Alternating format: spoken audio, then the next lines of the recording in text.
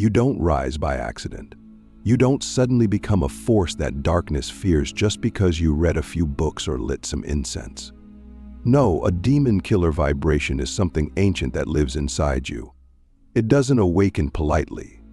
It roars. It cracks open timelines. It burns through illusions like wildfire through dry brush. And when it activates fully, there's no mistaking it. You feel it in your spine, in your voice, in your eyes when you look in the mirror and don't see just a person, you see a force. A frequency, a walking disruption to anything that feeds on lies, fear, addiction, and distortion. Most people walk through life trying to avoid darkness, but you hunt it, not to destroy for ego, but to liberate. If you've been wondering whether your demon killer vibration has finally hit full ignition, these next 7 signs will tell you, without question, that you've become the thing that shadows whisper about. The first sign is that you no longer flinch at darkness. You've stopped running from your pain, your trauma, your old wounds, and more importantly, you've stopped running from other people's. You don't look away when someone reveals their shadow.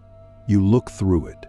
You can sit in rooms where people are breaking, where energy is thick with ancestral grief, and instead of being consumed, you anchor. You've become the lighthouse in storms that used to drown you. Why? Because you've trained in the underworld. You've bled in it, screamed in it, sat in silence inside it until it started calling you master. And now, when others are consumed by fear, you're the one who steps forward, not back. You don't just see demons, you read them. You feel their frequency before they fully arrive, and your energy becomes a commandment they can't ignore. The second sign is that your presence disrupts comfort zones. You don't even have to say much. Just your being, your eyes, your vibration, it shakes loose the masks people wear. You walk into rooms and people either want to confess or run. That's not because you're intimidating, it's because your frequency exposes what's false. You weren't born to maintain illusions. You were born to collapse them. So if people have started telling you things like, "I don't know why I'm telling you this," or "You make me feel like I can't lie to you," it's because your vibration doesn't allow distortion to hide. That's a gift, but it's also a responsibility, because now you're not just living for yourself. You're carrying a frequency that demands clarity, and clarity, to those still married to their ego, feels like war. But to those ready for truth, it feels like freedom. The third sign is that you've become allergic to spiritual bypassing. You can smell fake light before it speaks. You can hear the hollow echo in words that try to sound enlightened but were born from fear. You're no longer seduced by the love and light only crowd. You've seen too much. You've felt too much. You know that true healing isn't pretty, it's primal.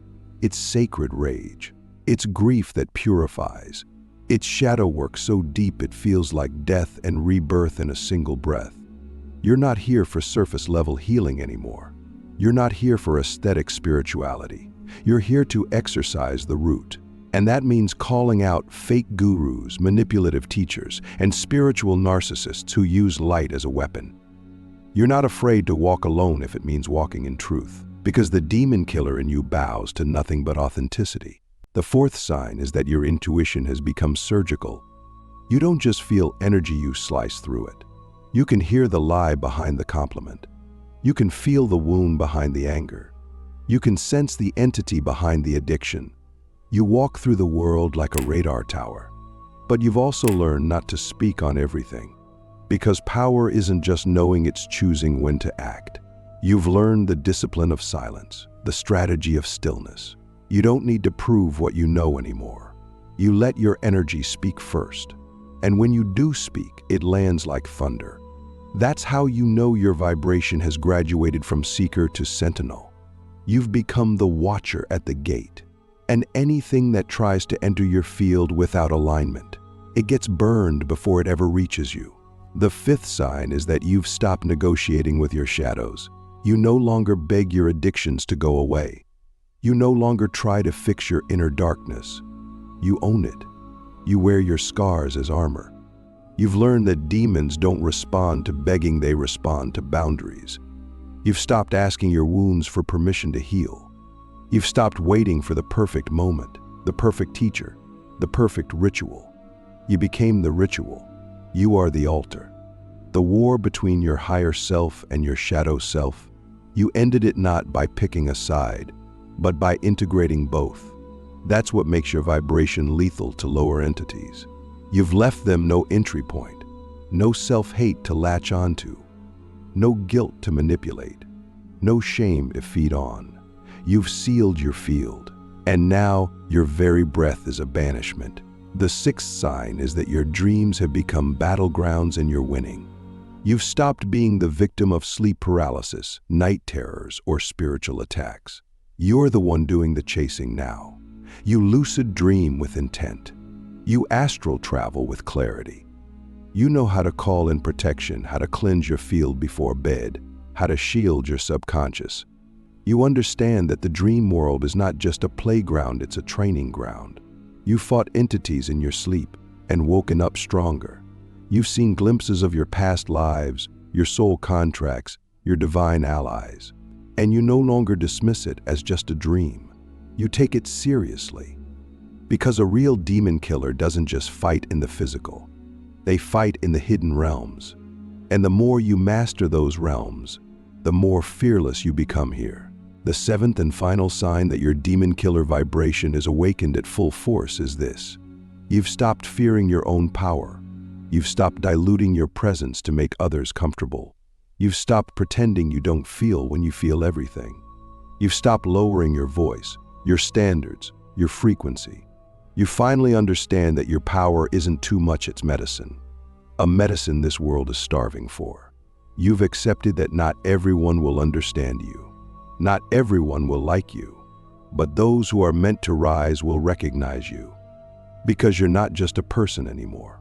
You're a signal, a living broadcast of divine authority.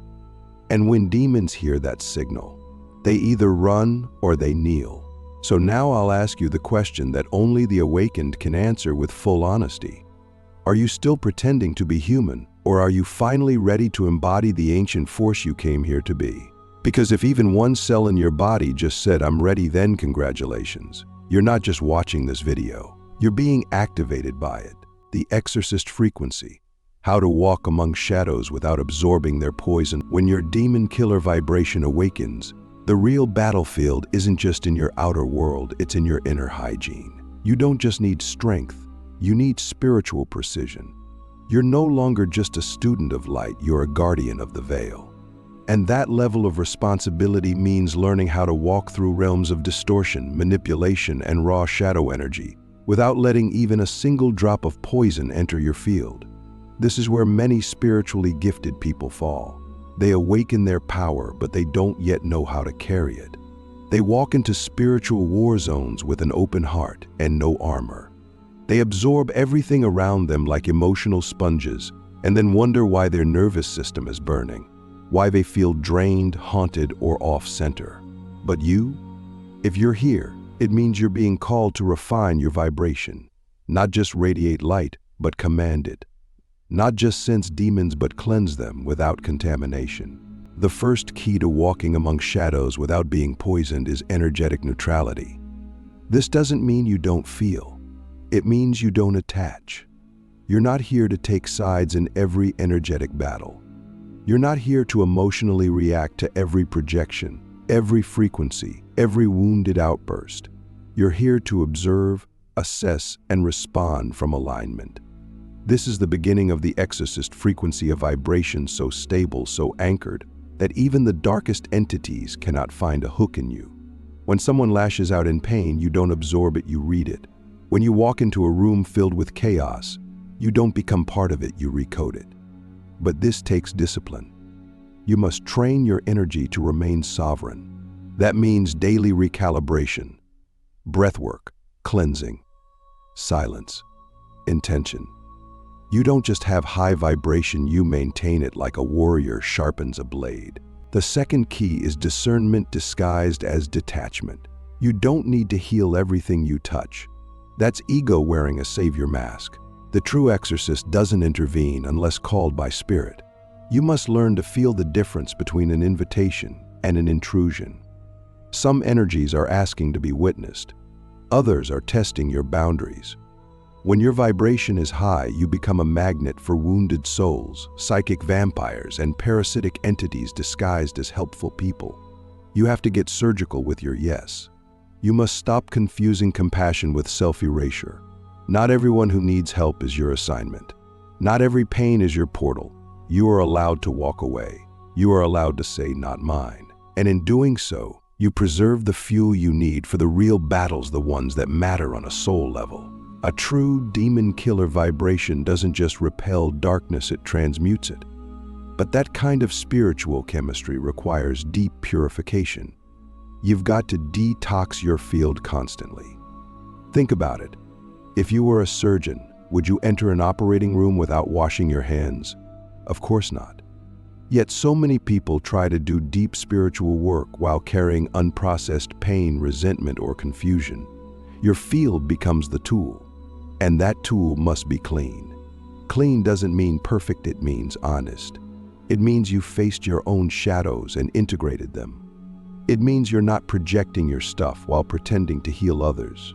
You've done the work. You've cried the ancient tears. You've screamed into pillows at 3 a.m. while releasing ancestral pain. That's why your vibration is lethal to lies, because there are no lies left in you. Now let's talk about energetic shielding. This isn't paranoia, it's protocol. Just as a firefighter wears gear to enter the flame, you must wear spiritual armor when you enter heavy spaces. This is not about fear, it's about wisdom. Whether it's a toxic environment, a spiritually dense person, or a place with residual trauma, you need to protect your field, not with fear-based rituals, but with presence-based power. You walk into a room with your energy sealed, your aura pulsing with intention. You call in your guides, your ancestors, your higher self. You state silently, "Nothing enters my field without my conscious permission." That one sentence, it's a vibrational firewall. It tells every wandering entity, every lost soul, every unclean energy, this is not your feeding ground. This is a sovereign soul on assignment. And yes, your aura will change the room. And then there's spiritual fatigue. This is the silent killer of powerful beings. You give, you serve, you anchor. And if you're not careful, you leak. Demon killer vibration is not sustainable without recovery. You must have rituals that restore your nervous system, your heart, your soul. Solitude is not a luxury, it's a requirement. Nature is not just beautiful, it's medicine. Laughter is not just joy, it's defense. You need to laugh. You need to cry. You need to scream into oceans and dance barefoot on dirt. You need to remember that for every battle you walk through, you must also walk away from the war. Not everything is a mission. Not every day is a battlefield. You are here to live, not just fight. And the more you nourish your soul, the brighter your vibration burns.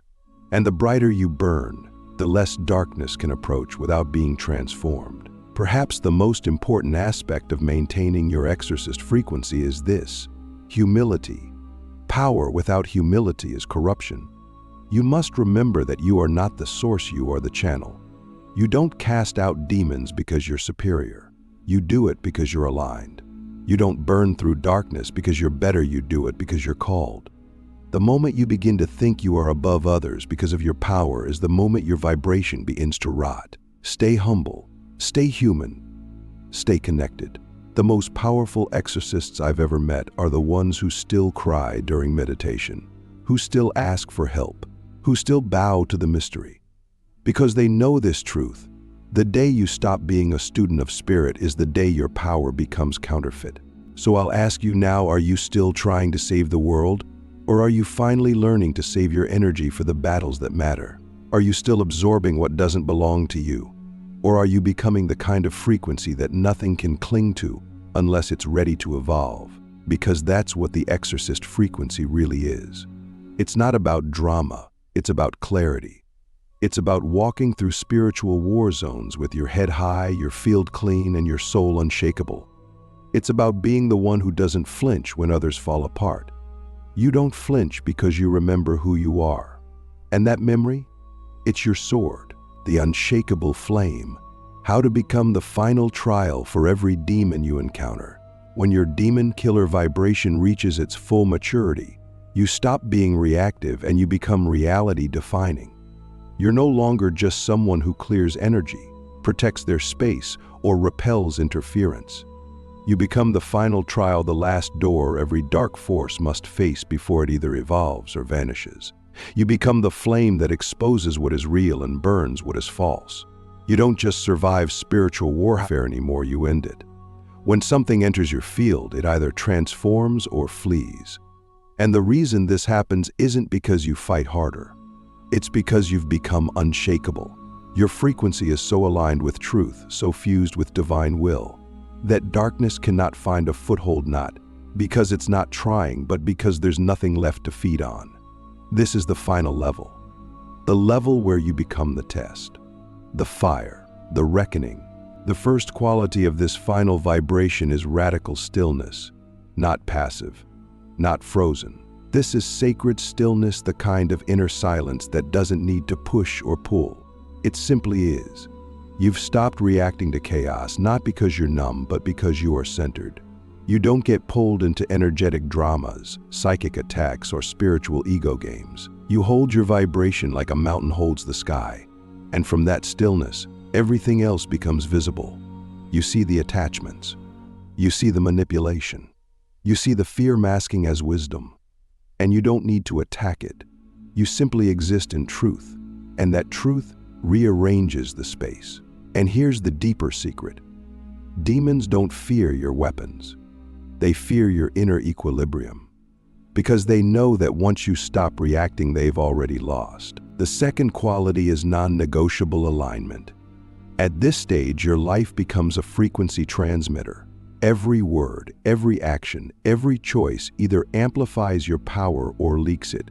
You no longer tolerate half-truths. You no longer entertain relationships that dim your fire. You no longer put yourself in environments that drain your soul. Why? Because you understand the cost. You know that maintaining a high vibration isn't about being positive. It's about being precise. You live in integrity not because it's trendy, but because it's armor. You don't gossip. You don't betray your own intuition. You don't make promises your soul can't keep. Every move you make is a spell. Every sentence you speak is a sword. And when you live like that, your energy becomes so sovereign that it automatically rebukes anything unclean. The third quality is command frequency. You've moved past asking nicely. You've stopped trying to be polite to energies that are here to disrupt or distract. You don't negotiate with entities. You command, not from ego, but from authority. Your voice carries the tone of ancient memory. When you say, "Leave my space," it's not just a request, it's a cosmic decree. And this doesn't just apply to spiritual beings. It applies to people, patterns, thoughts, addictions. You no longer plead with your habits. You redirect them. You no longer spiral in analysis, you cut cords. You've stopped fearing being too much because you finally realized you were never meant to be digestible. You were meant to be undeniable. And that's what your voice becomes, a vibrational sword that clears anything unaligned before your presence even finishes a sentence. The fourth quality is energetic consequence. This is when you stop being the one who absorbs the hits and start becoming the one who reflects them. You don't need to curse anyone. You don't need to hex or retaliate. Your field automatically returns energy to sender. Why?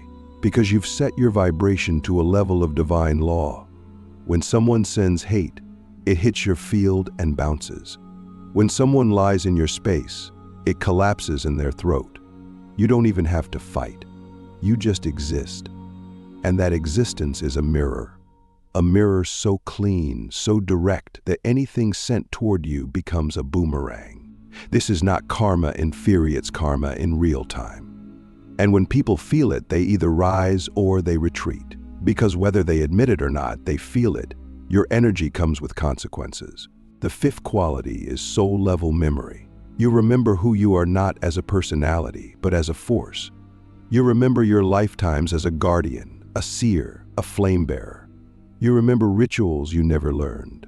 You speak words you've never studied. You dream in symbols that echo back to civilizations that no longer exist. And you stop doubting yourself.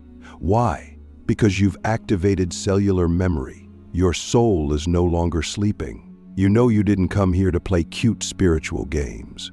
You came here to finish things. You came here to unlock gates, to close portals, to reclaim timelines. You came here to do work that doesn't make sense to the average mind because you don't operate on average frequencies. And that memory fuels your walk. You no longer move in confusion. You move in recollection. The sixth quality is sacred fire. You don't just carry light anymore, you carry judgment. You don't just offer healing, you offer truth. Fire is not comfortable. It burns. And yet, it purifies. You've become that fire. People get near you, and their shadows start to tremble. Not because you're cruel, but because your clarity is uncompromising. You don't sugarcoat. You don't spiritualize dysfunction. You don't smile through disrespect. You call it what it is. That's why your presence is sometimes misinterpreted as too intense. But you're not here to be palatable, you're here to be precise. You're the fire that doesn't just warm, but refines. And when you walk in that fire, you become the last test, the final choice, the moment every shadow must ask, do I evolve or do I perish? The seventh and final quality of the unshakable flame is peace. Yes, peace. Not the peace that comes from comfort, the peace that comes from completion. You've faced your shadows. You've slayed your inner demons. You've walked through hell and come out with sacred fire in your bones. And now, you're not desperate for power, because you are power. You don't chase validation. You radiate truth. You don't need applause. Your presence is its own confirmation. And that peace, that's what makes you untouchable. Not because nothing ever tries to test you, but because nothing can enter without permission. You are the temple now. You are the altar. You are the flame. And that flame doesn't flicker. It judges. It clears. It anoints. It ends. So I leave you with one final question, the question that decides whether you remain a seeker or step fully into flame. Will you keep waiting for the world to be ready for your truth, or will you become the truth that reshapes the world? Because if even one cell in your being just said yes, then hear this. You are the final trial. You are the reckoning.